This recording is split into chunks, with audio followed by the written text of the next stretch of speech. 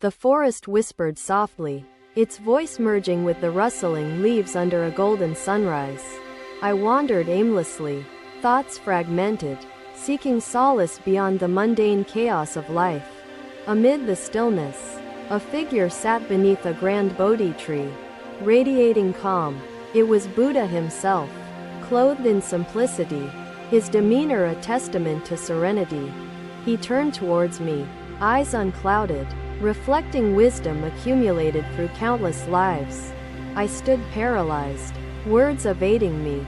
"You appear troubled," he said, his tone gentle yet piercing. As if unveiling a truth I dared not confront, I hesitated. Then spoke, "Master, my soul aches with confusion, my mind chained by endless desires. I seek guidance." Buddha nodded, his gaze unwavering, offering neither judgment nor pity. "Desires are the anchors binding beings to the ocean of suffering," he replied, "but how do I sever these chains, Great One?" I questioned, desperation seeping through my voice, tears threatening release. He gestured towards the tree's roots, sprawling deeply, intertwining with the soil. "Do you notice how this tree thrives?" he asked. "It sustains itself, rooted deeply, connecting to its source of nourishment," I responded. Unsure of his implication, Buddha smiled faintly. "As must you. Anchor yourself not in fleeting cravings but in eternal truths." Unshaken by storms, a breeze passed through the grove, carrying his words like sacred sutras, reaching parts of me long ignored. "But Master," I pressed, "my mind strays like a restless river, unable to focus, unable to see clearly." Buddha extended his arm, pointing to the nearby stream. "Observe this water. Does it struggle to flow naturally?" he inquired. I watched the stream, its clarity unmarred, its direction unwavering. "No, it follows its path effortlessly," I admitted. "Likewise, clarity comes when the turbulence of attachment settles. Let go, and the path reveals itself," Buddha advised. "Let go of everything?" I asked, my heart resistant, clinging to the familiar comforts despite their burdens. "Not everything," he clarified. "Retain compassion, mindfulness, and wisdom, but release the illusion of permanence and ownership." His words pierced my defenses, shaking the foundation of my understanding, leaving me exposed yet receptive. "I fear losing myself, Master," I confessed, voice trembling as internal walls began to crumble under the weight of truth. "You fear losing the false self," Buddha corrected. "The self constructed by ego and desires. Seek the self unblemished by illusion." "But how will I recognize this true self, Great One?" I asked, struggling to envision what lay beneath the facade. "Through introspection and practice," he said. "Meditation is the mirror that reflects your essence. Silence cultivates the soil of insight." The forest grew quieter, as if conspiring with Buddha's wisdom to amplify its resonance within me. I wished to begin, but I feel unworthy, I admitted, burdened by past mistakes, haunted by unkind actions. "Worthiness is not bestowed, it is realized," Buddha replied, his voice firm yet kind. "Every moment is an opportunity to awaken." "But the road seems arduous and uncertain," I said, doubts still whispering, clouds lingering over newfound clarity.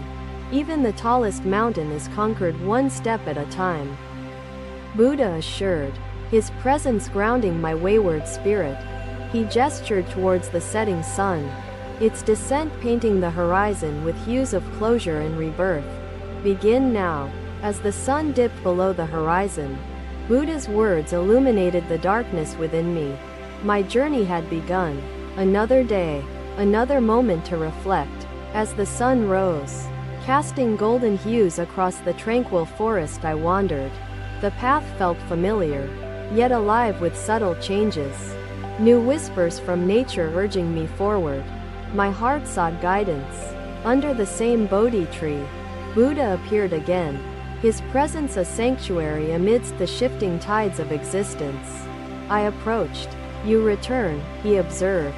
His tone neither surprised nor expectant. A quiet acknowledgement of my continued search for truth. Master, I grapple with an understanding you shared.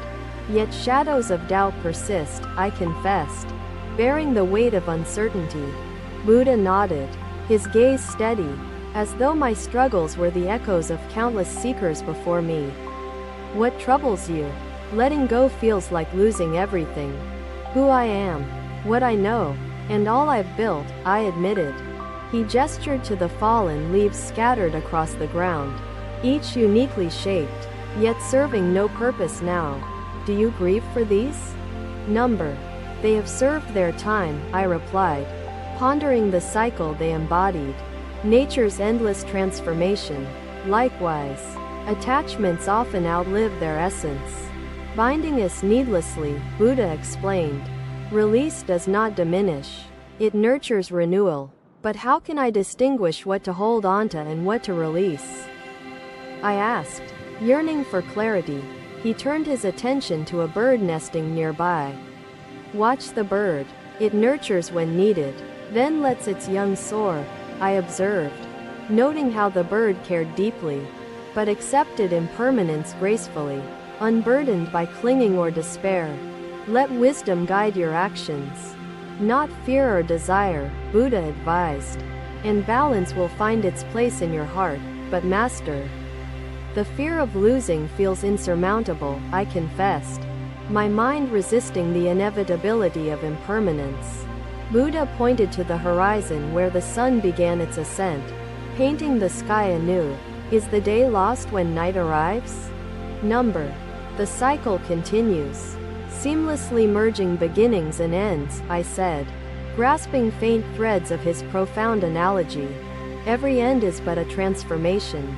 Every loss a space for growth, he explained, planting seeds of acceptance within me. I reflected on his words, each filling the crevices of my spirit, offering strength to face the uncertainties ahead. But how do I cultivate this acceptance when my mind rebels? I asked, determined yet fragile in my resolve. Through practice, patience, and mindfulness.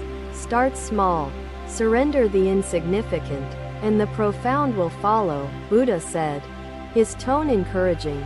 The forest echoed his wisdom, as if every leaf, every creature resonated with truth beyond comprehension. But doubt persists. Master, I confessed, my voice trembling under the weight of internal conflict, fighting shadows within. Doubt is natural, he said, but trust the process and the nature of transformation. Doubt dissolves into clarity. I bowed my head, absorbing his words, contemplating the path laid before me, uncertain yet willing to walk. Remember, he added, this journey is not linear. Progress is found even in the seeming detours. But detours feel like failure, I admitted, plagued by the fear of faltering amidst my pursuit of enlightenment. Failure is but an invitation to learn, to observe anew, to understand deeper, Buddha explained, his voice a melody of hope. The Bodhi tree seemed to sway slightly, as if bowing to the wisdom shared beneath its ancient canopy.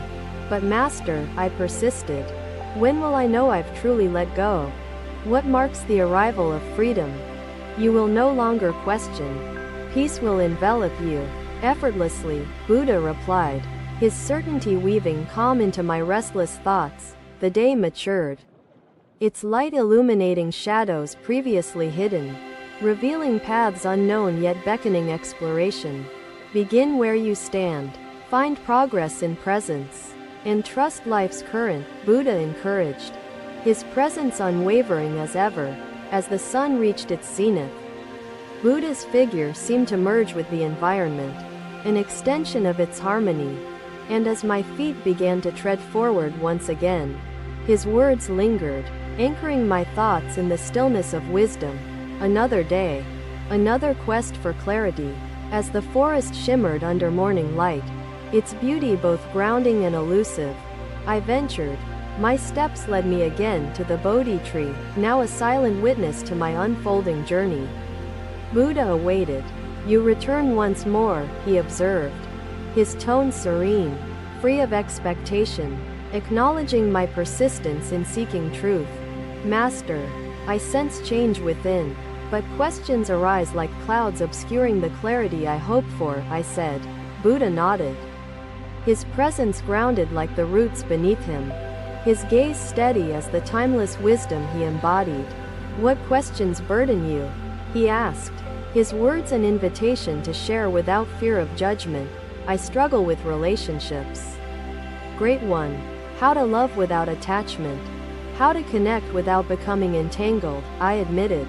He gestured to the blossoms swaying gently in the breeze, petals holding yet releasing the wind's touch.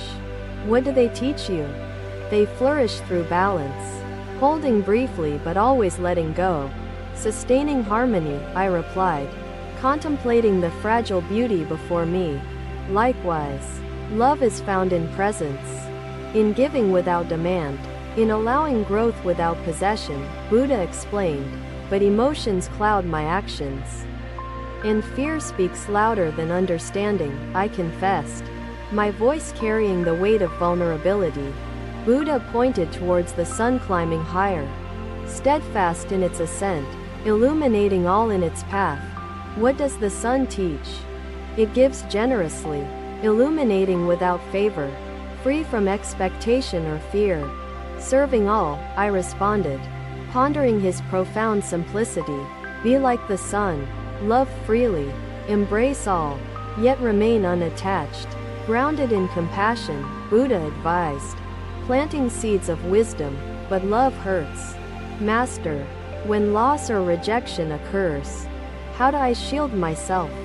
I asked, seeking solace for my wounds. Pain is inevitable. Suffering is optional, he replied. Meet pain with understanding, and suffering dissipates like mist at dawn. But Master, pain feels overwhelming, consuming, leaving scars that never heal, I admitted, my voice trembling under its memory. Pain is a teacher, Buddha explained. Learn its lessons, accept its impermanence, and peace returns. The forest grew quieter, as though his words resonated deeply with every creature, unveiling truths woven into its essence, but acceptance feels like surrender. Like giving up, I said, unsure of how to embrace pain's transience. Acceptance is not weakness, he replied. It is strength, the courage to face reality without denial or resistance. His wisdom settled within me, filling spaces emptied by despair, offering paths through the labyrinth of love and loss, but relationships are complex. Master, how do I act with wisdom amidst misunderstanding and conflict? I asked. Approach each moment with mindfulness. Speak from truth, listen with compassion, and let ego diminish, Buddha advised. His tone steady, his words felt like the gentle tide of wisdom washing over my chaotic shores. Soothing yet provoking reflection, but Master, emotions often control me, leading actions I later regret, I admitted, feeling exposed before his wisdom. Emotions are waves. Let them rise and fall without attaching to their turbulence, Buddha replied. His voice like the ocean's calm, I pondered his analogy, seeing how my attachments magnified emotions, binding me to cycles of suffering. But how do I master this detachment? How do I control my mind's reactions? I asked, seeking tools for my growth. Practice stillness. Silence is the foundation of mastery. Begin with breath, anchoring yourself amidst storms, Buddha explained. The forest breathed with me, echoing the rhythm of his teaching, grounding my thoughts in its tranquil unity. Begin now. Each moment is an opportunity to cultivate awareness and deepen understanding, Buddha encouraged. His presence unwavering, as the day matured, his wisdom lingered, like sunbeams reaching into the depths of my being, illuminating my darkest corners. And as I walked away, the Bodhi tree swayed slightly, as if blessing my journey forward, towards deeper truths waiting ahead. Thank you for watching. Buddha's teachings are always with you. Subscribe to our channel and we will see you in the next video.